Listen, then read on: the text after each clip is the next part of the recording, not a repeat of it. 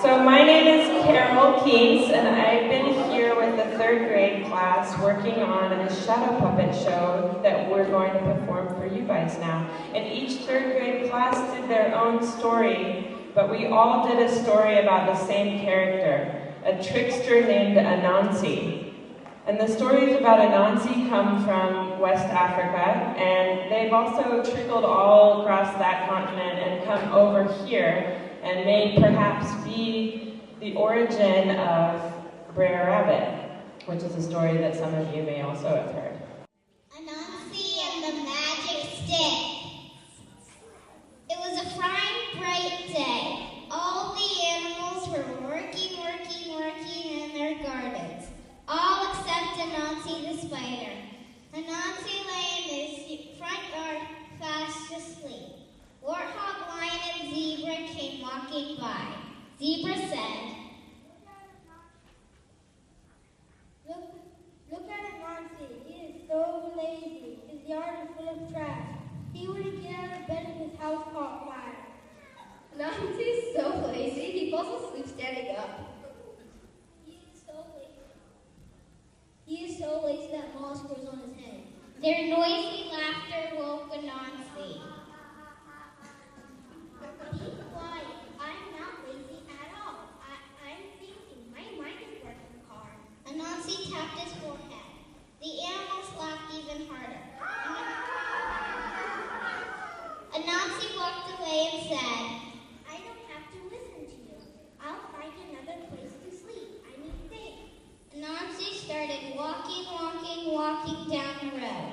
Before he knew it, he had walked all the way to Hyena's house.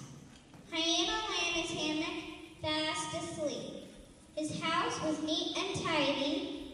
His yard was beautifully planted with shrubs and flowers. Anansi wondered aloud. What is Hyena's secret? No one ever sees him working.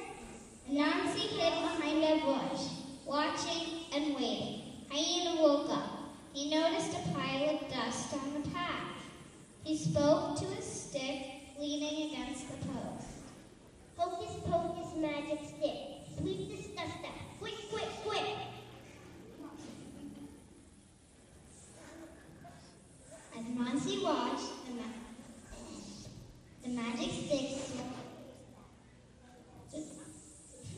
when the dust was gone, Hyena said, Abracadabra, cadabra. down fell the stick against the post and went inside his house. Anansi said, That's just what I need. If I had that magic stick, my house would be as beautiful as Hyena's. No one would laugh at me again. Anansi grabbed the magic stick and ran off as fast as his legs could go. He soon became tired. Why am I carrying this stick? It could carry me. Anansi said the magic words just as he remembered them. Hocus pocus magic stick. Carry me home now. Quick, quick, quick. The stick picked up Anansi and carried him along. When they arrived at Anansi's house, he said, Abracadabra, cadabra. Pong! The magic stick dropped Anansi down. Ow! Next time, put the jumping stick. There's lots of work to get rid of this trash. Anansi said the magic words. Hocus pocus magic stick. Sweep my yard up. Quick, quick, quick. Magic gathered all the trash and threw it over the fence into Lion's yard.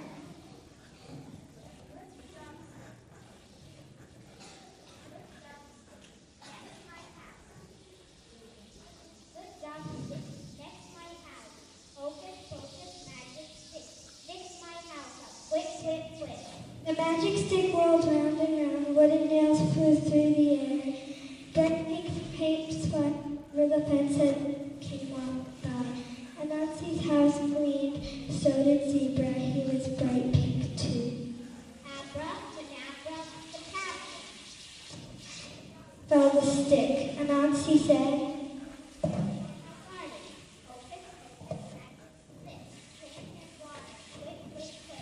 Magic stick whirled round and dirt, throwing the weeds into Warthog's tomato patch. He planted seeds in neat straight rows, then began to water them. Anansi yawned.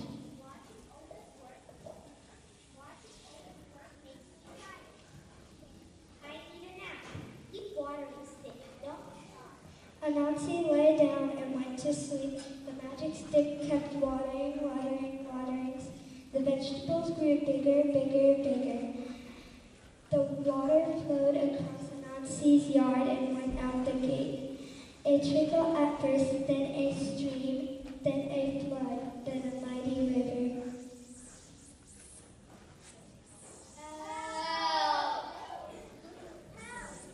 Anansi cried, waking up to find himself afloat in the middle of a raging river. He tried to make the water stop, but he couldn't remember the magic words. Canabra, cadabra, cadabra, calabra, calabra, cadabra, cadabra, calabra, cadabra. Nothing happened. The water kept flowing. Anansi cried. Help! Hina came drifting by.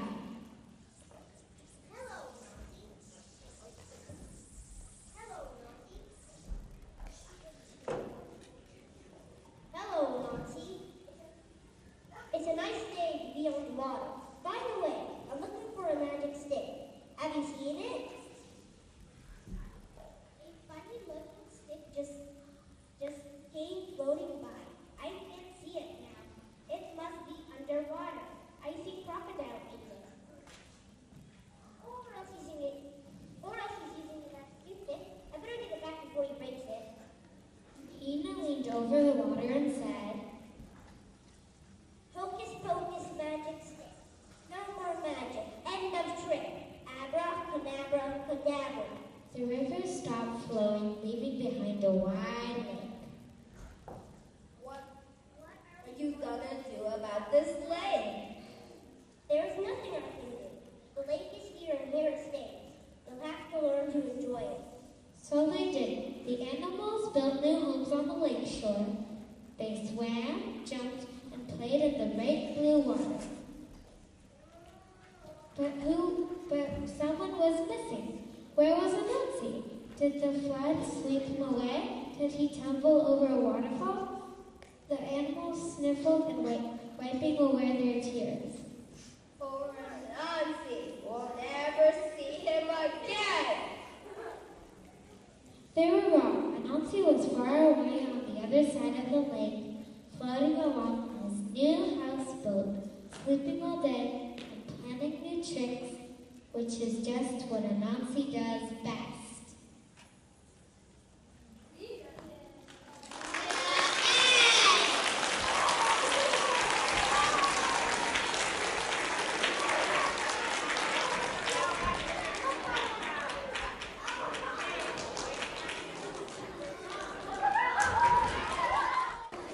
Anansi and the moss-covered rock. Once upon a time, Anansi the Spider was walking through the forest when something caught his eye. It was a strange moss-covered rock.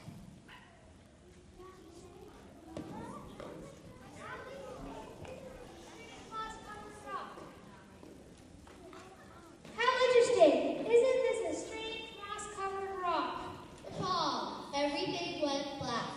Down fell Anansi's senses.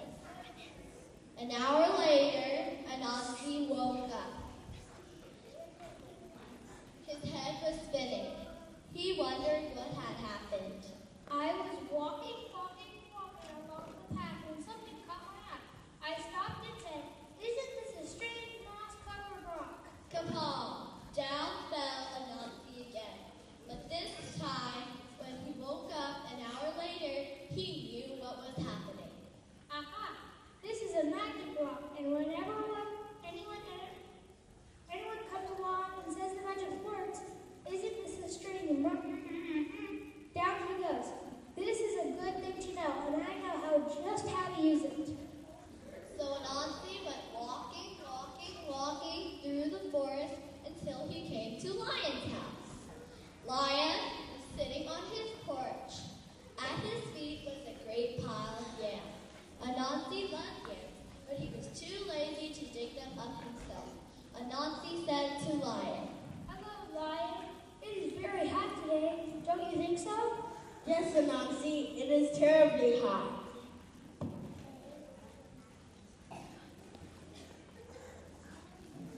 I'm going for a walk in the cool forest. Would you like to come? I certainly would. Lion, do you... I see... So Lion and Anansi were walking through the forest. After a while, Anansi led Lion to a certain place.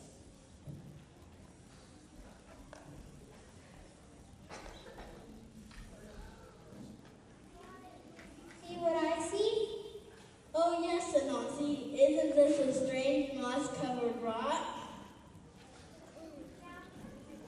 Kaboom! Down fell Lion. Anansi ran back and ate off the lion's yam. Woke up, his head was spinning. And when he got home, he found that every single one of his yams was gone. Lion was very sad, but Anansi was very happy to play his again. More Anansi walking through this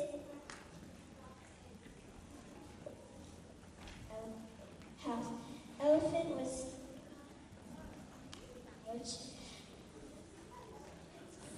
the grape of the yam. Bananas. But he was too pick them himself. So,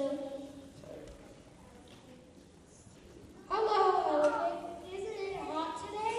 it is. Anansi, I'm going for a walk in the cool forest. Would you like to come?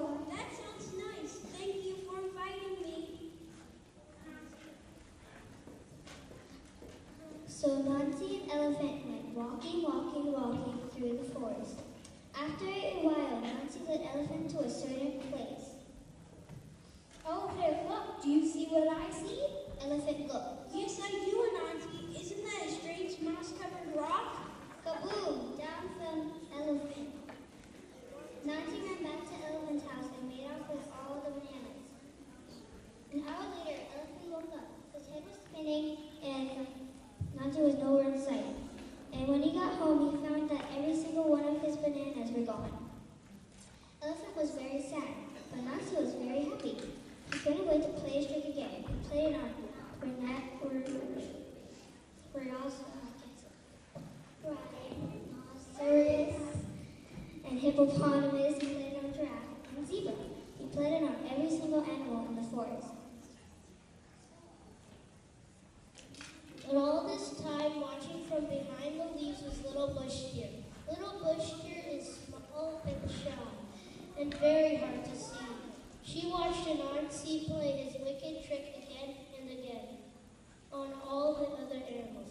Little Bush Deer decided it was time for Anansi to learn.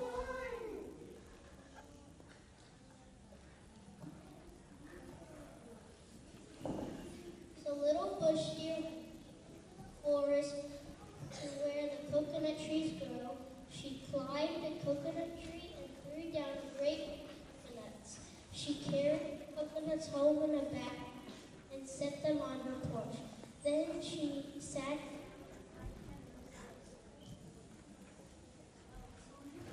in a little while. Along came Anansi. Anansi's eyes lit up when he saw Little Bush Deer's coconuts. Anansi loved coconuts. He white coconut meat and drink the sweet coconut milk inside. But he was too much lazy to gather coconuts himself. Instead, he said, Hello, Little Bush Deer. It is so hot today. Little Bush Deer smiled. It is very hot, Anansi. I'm going for a walk in the cool forest. Would you like to come, Little Bush Deer? Yes, I would. So Anansi and Little Bush Deer went walking in the cool forest. After a while, Anansi led Little Bush Deer to a certain place. Little Bush Deer, look over there. Do you see what I see?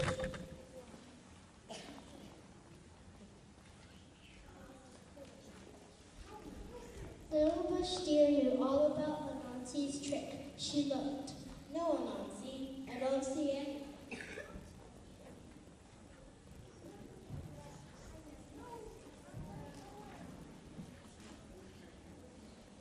You must see it. Look very carefully. Little Bush Deer looked and said, No, I still don't see anything. Anansi began to get angry. You must see it. Look over here. Look right where I'm pointing. Do you see it now? No, Anansi. Anansi stamped his legs. You see it. You just don't want to say it. Say what? You know. Is that what I'm supposed to say? Yes.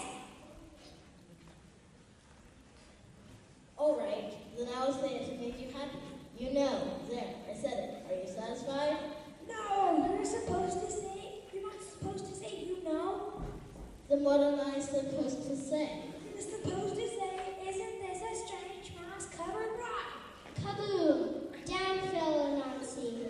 Little Bush Deer ran and got all the other animals. Together, they went to Anansi's house and took back all the good things they'd stolen from them. An hour later, Anansi woke up. His head was spinning.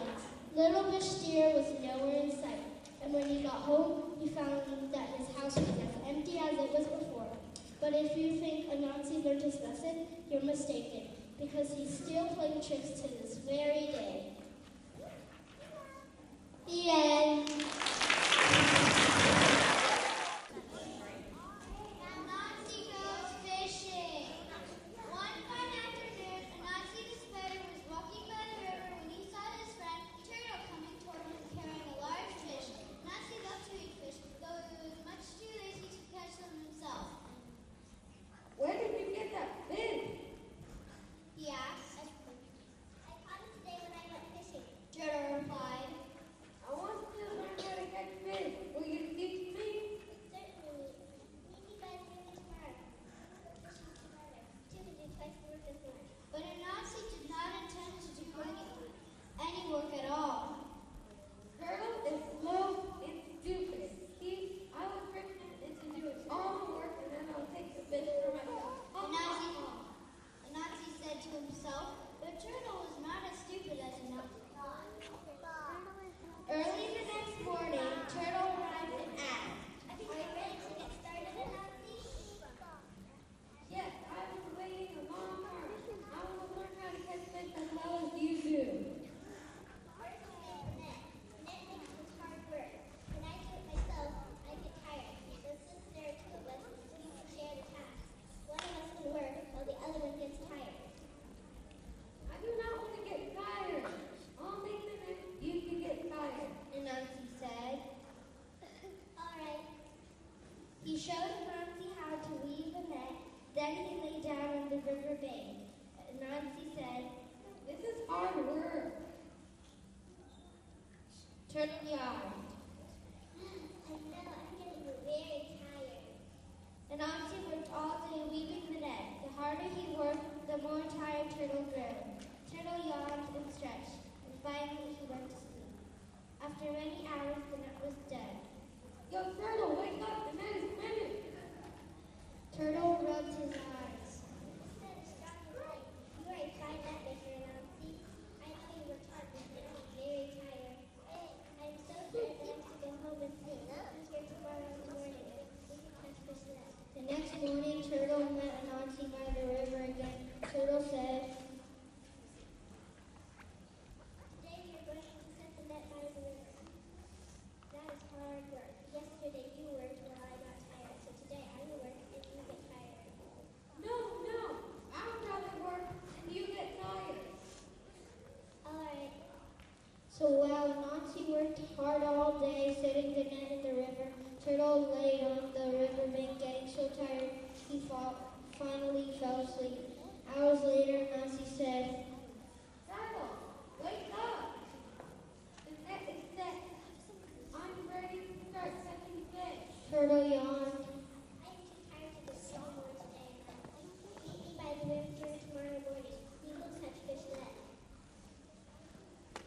Turtle met Anansi on the riverbank the next morning. Anansi said, I can hardly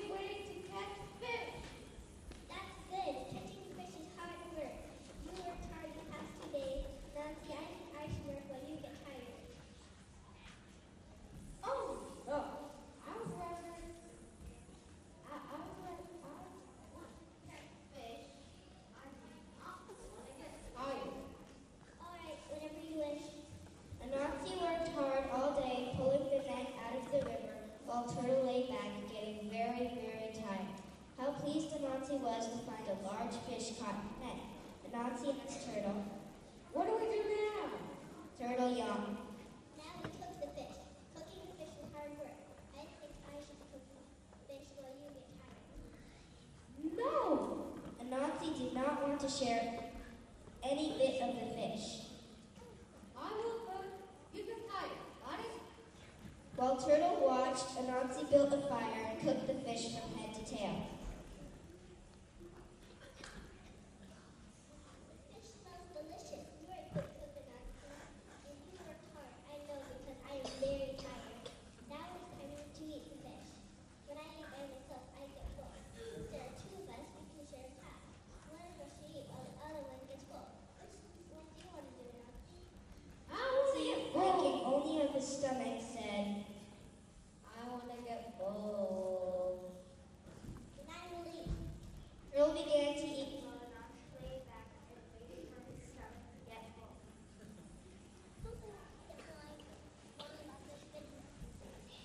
Are you full yet? Not yet. Eating. Some more. Are you full yet? Yet. Eating. Turtle ate some more. He asked Anansi, Are you full yet?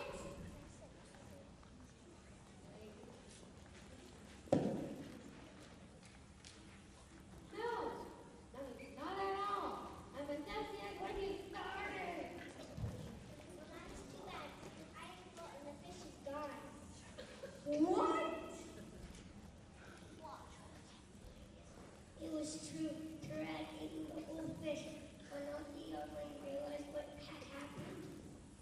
You cheated me! I did not. Yes, you did. Then you ate the fish for yourself. You won't away with it. I'm going to the deadly tree. Anansi ran sat beneath its branches. Warthog was afar and honest judge. All the animals brought their quarrels to him. Warthog asked, What do you want, Anansi? I want justice. Turtle needed me. When we went fishing together, he tricked me into doing all the work. Just he ate the fish for himself. Turtle deserves to be pumped. Warthog knew how lazy Anansi was. He couldn't imagine how him working hard at anything. Warthog asked,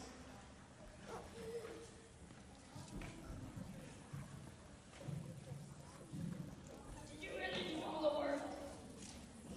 Yeah.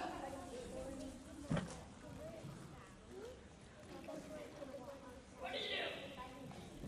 I wove the net, there in the river, up the fish, and cooked it.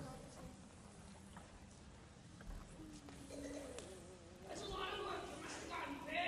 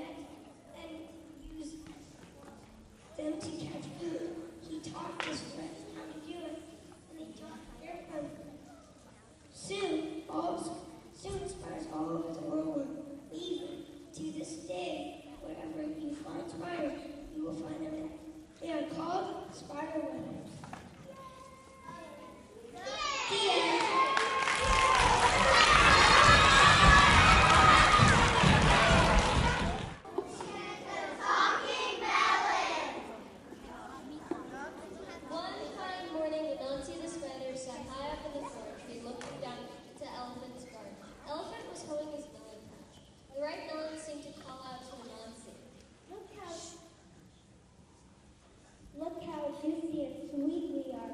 Come eat us. Anansi loved to eat melons, but he was much too lazy to grow them himself, so he sat up in the thorn tree watching and waiting. While the sun was high in the sky and the day grew warm, by the time noon came it was too hot to work. Elephant climbed on his hoe and went inside his house to keep warm. Here was the moment Anansi had been waiting for. He broke off a thorn and dropped down into the melon patch. He used the thorn to bore a hole in the biggest, ripest melon. Anansi squeezed inside and started eating. He ate and ate until he was round as a berry.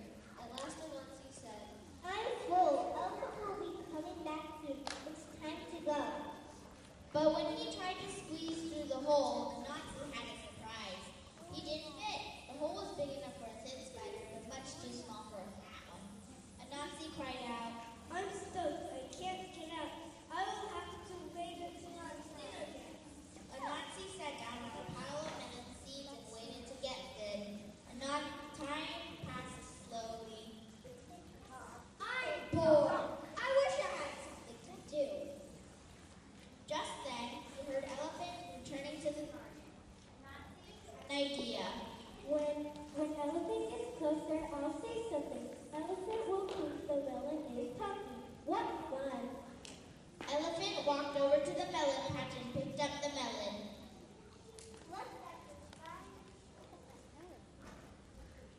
Look at this fine melon. How big and ripe it is. Ouch!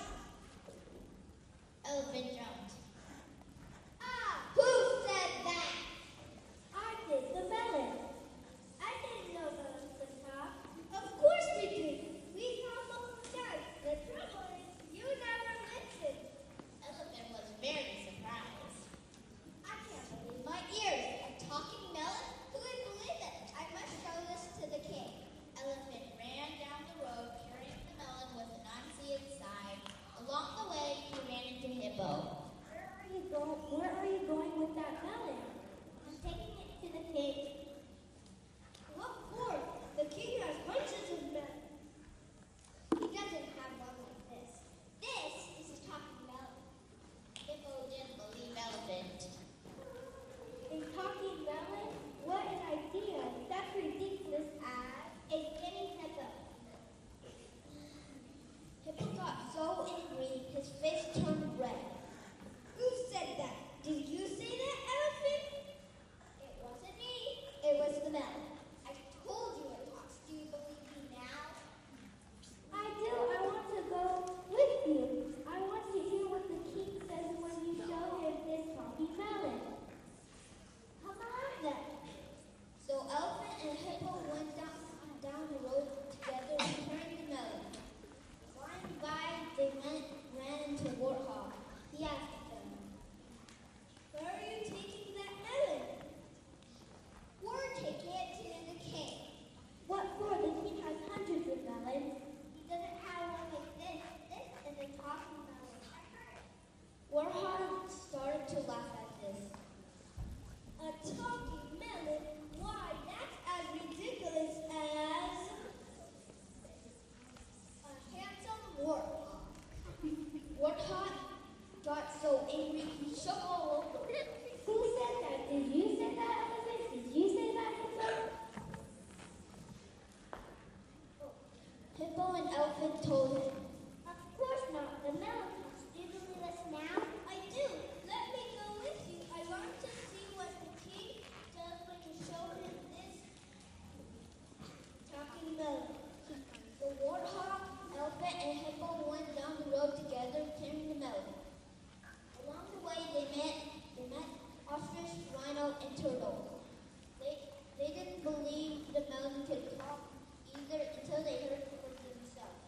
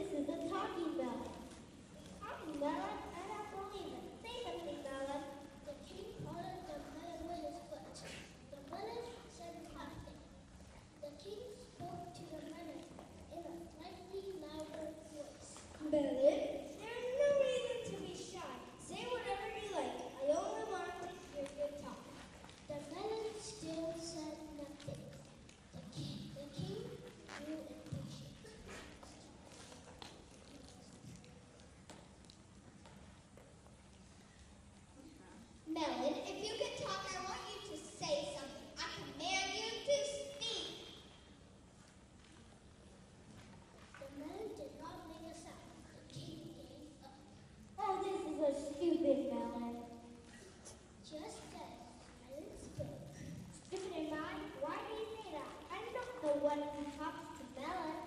The animal had never seen a king so angry. He shouted, How dare this Melon insult me?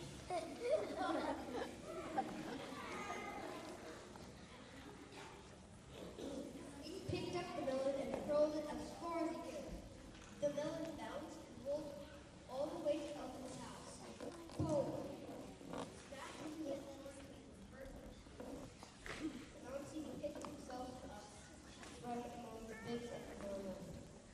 All the excitement had made him thin, and now that he was thin again, he was hungry.